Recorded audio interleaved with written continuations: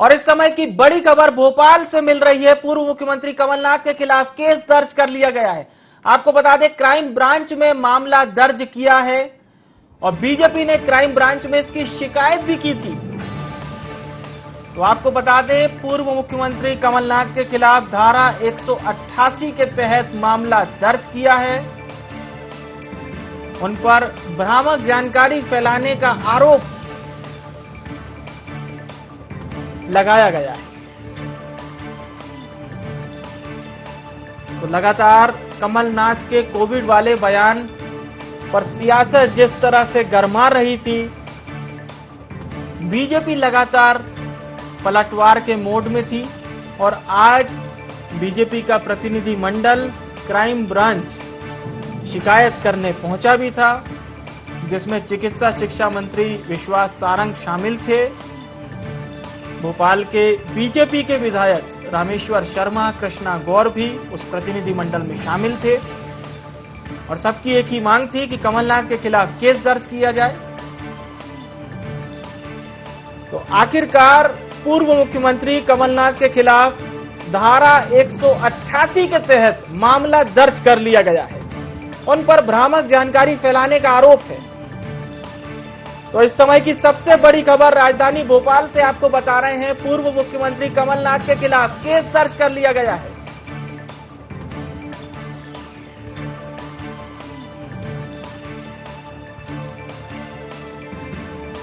और लगातार देखा जा रहा था इस मुद्दे पर सियासत जिस तरह से गरमा रही थी। मुख्यमंत्री शिवराज सिंह चौहान ने भी उनके इस बयान की काफी निंदा की थी और इसके बाद आखिरकार बीजेपी प्रतिनिधि मंडल की मांग पर पूर्व सीएम कमलनाथ के खिलाफ केस दर्ज कर लिया गया है। तो इस समय की बड़ी खबर राजधानी भोपाल से, और इस खबर पर ज्यादा जानकारी के साथ हमारे प्रबंध संपादक मनोज सैनी जी सीधा हमसे जुड़ रहे हैं। मनोज सर, पूर्व मुख्यमंत्री कमलनाथ के खिलाफ आखिरकार केस दर्ज कर लिया गया है, कितनी बड़ी खबर है ये? निश्चित रूप से बहुत बड़ी खबर है और लगातार हम देख रहे थे कि इस मुद्दे को जिस तरह से भारतीय जनता पार्टी ने अपनी तरफ लिया था। दरअसल उज्जैन में एक प्रेस कॉन्फ्रेंस के दौरान इंडियन वेरिएंट का जिक्र कर दिया था कमलनाथ ने, उसी को मुद्दा बनाया भारतीय जनता पार्टी ने और भारतीय जनता पार्टी के जिला अध्यक्ष सुमित पचौरी की तरफ से मुकदमा दर्ज कराया गया है, जिसमें तमाम लोगों के अन्य जो बड़े नेता है भारतीय जनता पार्टी के, उसका नाम भी है। लेकिन तमाम तथ्य और साक्ष्य के आधार पर ही, जैसा क्राइम ब्रांच की हम देख रहे हैं, जिस तरह से मुकदमा दर्ज हुआ है उस एफआईआर में साफ नजर आ रहा है कि धारा 188 और 120 के अंतर्गत अलग अलग धाराओं में मुकदमा दर्ज हुआ है। सीधे तौर पर अब ये कहा जा सकता है कि ये मसला अपने आप में बहुत बड़ा मसला हो गया, क्योंकि लगातार कमलनाथ जी की तरफ से कुछ आंकड़ों को लेकर भी सरकार पर बयान किए जा रहे थे। गृह मंत्री खुद कह चुके थे एक दिन पहले ही कि इसमें मुकदमा दर्ज होना चाहिए और इस पूरे मामले की जांच होना चाहिए, क्योंकि कहीं ना कहीं देशद्रोह जैसी घटना, जैसा इसमें जिक्र भी किया है शिकायत में कि तमाम साक्ष्य के बाद ये स्पष्ट होता है कि देशद्रोह जैसा काम किया गया है, तो उसी धारा के अंतर्गत मुकदमा दर्ज किया गया। लेकिन अपने आप में सियासत के दृष्टि से भी देखें विवेक, तो हमें लगता है अब इसको लेकर बवाल भी मचेगा मध्य प्रदेश में, क्योंकि ये मुकदमा दर्ज हुआ है। मुकदमे के बाद अब कांग्रेस की तरफ से क्या रुख होता है ये देखना दिलचस्प होगा। पर आपको याद होगा कि 2 दिन पहले उनका एक बयान भी सामने आया था, जिस पर भारतीय जनता पार्टी ने आपत्ति भी ली थी। कथित बयान था हालांकि कि जिसमें उन्होंने आग लगाने की बात कही गई थी, तो इसका जिक्र भी इस एफआईआर में है। तो तमाम ऐसी बातें हैं जिसका लगातार बीते 4-5 दिनों से चर्चा में बना हुआ था। कमलनाथ के बयान, कमलनाथ के अलग अलग प्रेस कॉन्फ्रेंस में जो बातें कही गई उसको, और उसी को आधार बनाकर ये मुकदमा दर्ज हुआ। विवेक। मनोज सर, आप हमारे साथ बने रहिएगा। हमारे साथ इस समय बीजेपी से राजपाल सिसोदिया जी जुड़ चुके हैं। सिसोदिया जी, आपका बहुत स्वागत है IND 24 में। सर, पूर्व मुख्यमंत्री कमलनाथ के खिलाफ केस दर्ज कर लिया गया है, आपकी पार्टी ने तो मांग करी थी। निश्चित तौर पर हम लोग विगत 2 दिनों से मांग कर रहे थे और मांग करना इसलिए जरूरी हो गया था कि लगातार ये देखने में आ रहा था कि कांग्रेस के नेतागण मध्य प्रदेश में भय और भ्रम का वातावरण बना रहे थे। जहां एक तरफ राष्ट्रीय आपदा है कोविड की, और इस आपदा में भ्रम का वातावरण बनाने का कांग्रेस काम कर रही थी। होना ये चाहिए कि लोगों का मनोबल बढ़ाने की बात करना चाहिए, राजनीतिक क्षेत्र में काम करने वाले लोग, और विशेष करके उस स्तर के नेता जो मुख्यमंत्री रहे हैं पूर्व, पूर्व केंद्रीय मंत्री रहे, जिनका लंबा राजनीतिक अनुभव रहा है, अगर इस प्रकार के लोग भी महज राजनीति करने के उद्देश्य से जो है ऐसी राष्ट्रीय आपदा में, जब मानवता संकट में, तब भी भय का वातावरण पैदा करने का काम करे समाज में, जी, भ्रम उत्पन्न करने जैसे बयान दे, तो ऐसे लोगों के खिलाफ कायमी हो, ऐसा हम फर्स्ट डे से मांग कर रहे थे।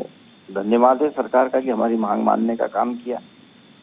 आज कल उज्जैन के अंदर बीते कल में उन्होंने प्रेस कॉन्फ्रेंस लेके शर्मनाक बयान देने का काम किया कि ये जो कोविड का सेकंड वेव है ये इंडियन वेव से है, इंडियन इसका वेरिएंट है कोरोना का, जबकि इसका ऑफिशियल नाम B.1.67 है इस कोविड का नाम, जो WHO ने दिया है, पर कमलनाथ जी और कांग्रेस उसको इंडियन वेरिएंट कह रहे हैं। जब फर्स्ट वेरिएंट कोरोना का आया था तो वो चाइना से आया था, पूरे वर्ल्ड ने कहा था, WHO ने कहा था, पर तब एक भी कांग्रेस के नेता के मुंह से हमने ये नहीं सुना, नहीं बोल पाया कोई कांग्रेस का नेता कि ये चाइना से कोविड आया है या ये वायरस आया है। ये चाइना के प्रति उनकी भक्ति थी। और जब सेकेंड वेरिएंट आता है तो वो कहते हैं कि इंडियन वेरिएंट है। ये देशभक्ति है इनकी, ये देशद्रोह है। राजपाल जी, आप बने रहिएगा हमारे साथ। इस समय हमारे साथ कांग्रेस से वरिष्ठ नेता के मिश्रा जी जुड़ गए। मिश्रा जी, पूर्व मुख्यमंत्री कमलनाथ जी के खिलाफ ये जो केस दर्ज किया गया है, क्या कुछ कहेंगे आप? मुझे लगता है कि कमलनाथ जी के विरुद्ध विभिन्न जिलों में जो भी प्रकरण दर्ज करने की सूचनाएं आई हैं जी, वो एक गीदड़ भक्ति है कांग्रेस पार्टी और हमारा मुंह बंद करने के लिए। और जो खीज भारतीय जनता पार्टी और सरकार निकाल रही है, मुझे ऐसा लग रहा है कि सरकार अपनी खुद राजनीतिक अंत्येष्टि का इंतजाम इस माध्यम से कर रही है। आदरणीय मिश्रा जी, इंडियन हमारे वॉरियर साथ शब्द कमलनाथ जी ने कहा है, जी मैंने अभी एक ट्वीट पर वो लिंक भेजी है जी कि बीबीसी ने अपनी हेडलाइंस में इसी शब्द का उपयोग किया है। देश विदेश के कई पत्रकारों ने इस शब्द का उल्लेख किया है। ब्रिटेन के राष्ट्राध्यक्ष ने इस शब्द का उल्लेख करते हुए यहां तक कहा है जी कि भारतीय विद्यार्थी जो हैं उन्हें ब्रिटेन से निकाल दिया जाए। जी तो किस तरह की ओछी राजनीति भारतीय जनता पार्टी के लोग कर रहे हैं, और जिन्हें कमलनाथ जी के लिए यह कहने के लिए शर्म नहीं आती कि राष्ट्रद्रोही शब्द है, तो देश विदेश के कई पत्रिकाएं जो संभवतः भारतीय जनता पार्टी के नेता अंग्रेजी का ज्ञान नहीं पाते हैं, तो किसी पड़ोसी से पढ़वा लें। तो सर बीजेपी का ये कहना है कि जो बयान दिया है पूर्व सीएम कमलनाथ ने, वो देश के लोगों की जो जनता है उसको काफी आहत करने वाला है।